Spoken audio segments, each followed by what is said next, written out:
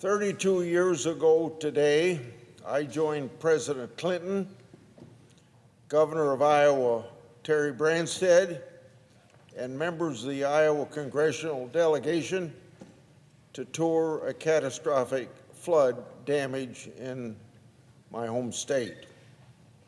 The Great Flood of 1993 ravaged 9 states in America's heartland. This reminds me of a poster we in the Midwest showed at that particular time, and I was hoping I could round it up and show again to the Senate.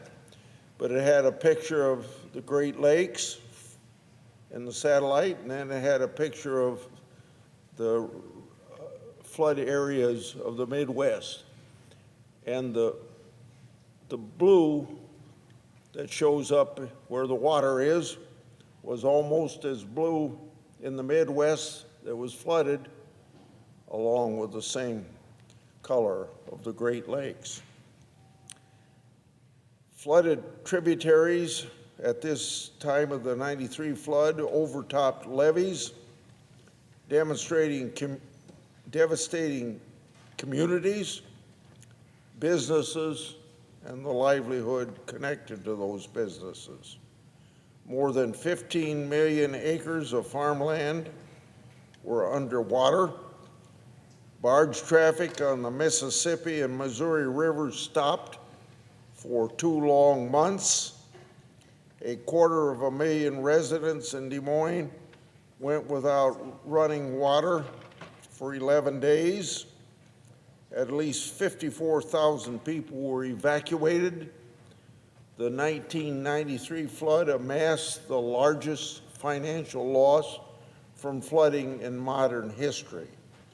The second costliest flood swept the Midwest 15 years later in 2008.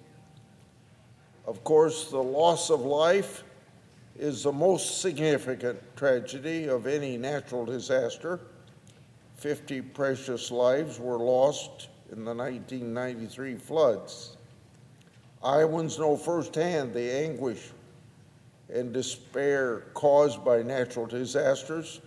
So, on behalf of my home state, we mourn the loss of life in Texas Hill Country from flash flooding along the Guadalupe River on July the 4th this year.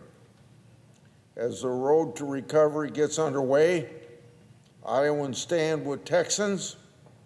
The grit and resilience we have in the Midwest runs just as deep in the state of Texas. I yield the floor.